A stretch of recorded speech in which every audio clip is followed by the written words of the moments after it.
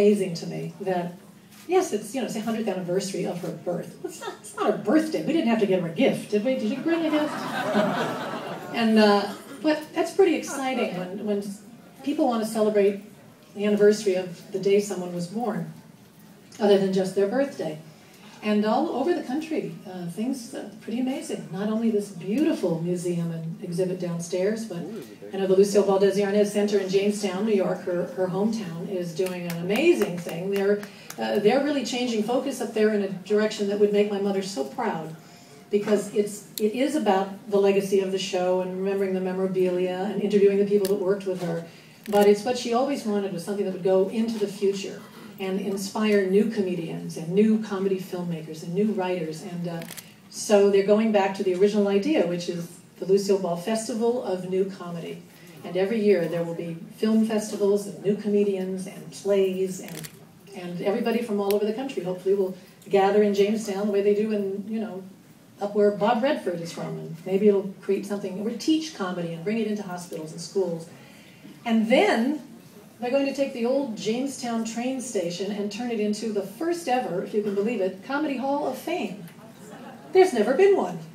So now it'll be Lucille Ball Arnaz Comedy Hall of Fame, and I think that's pretty amazing. And this and the Paley Center in New York and Los Angeles are honoring her and my father and I Love Lucy and all the Lucy shows. The Library of Congress is honoring my dad and my mother, because we gave them all of our scrapbooks and all of my father's arrangements. And last year I did a tribute to my dad in New York called The Babaloo Show, which was with Raul Esparza and Valerie Pettiford, my brother and I, and a 15-piece band using my father's original Desi Arnaz orchestrations, which have been housed and protected at the Library of Congress for the last 10 years. So we're going to be doing that at the Library of Congress on October 15th this year. And I'm going to be up in Morro Bay with the rest of the Ball family, having a family reunion, celebrating my mom's birthday this weekend. So I think she'd be very happy that the family aspect of this is still going on.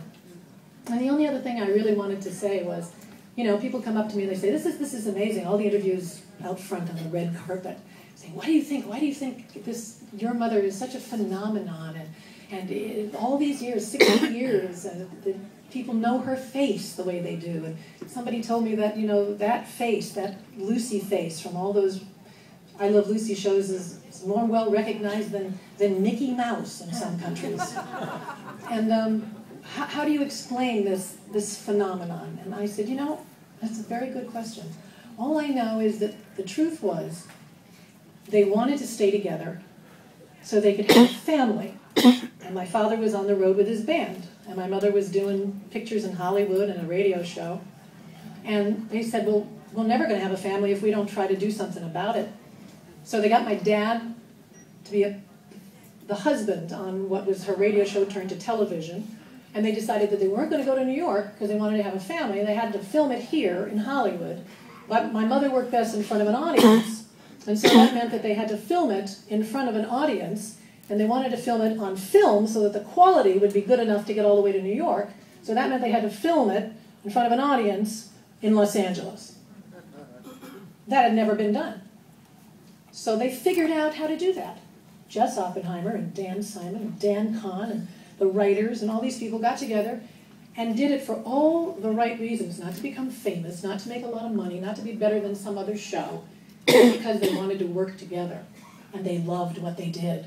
And they hired the best people they could find. And nobody worried about, well, they're going to be more talented than I am, or he's got more lines. They just got into the sandbox and they played. And I think that's the reason that this show has survived as long as it has. When you do it for the right reasons, God gives you a little gift. So, Mom and Dad.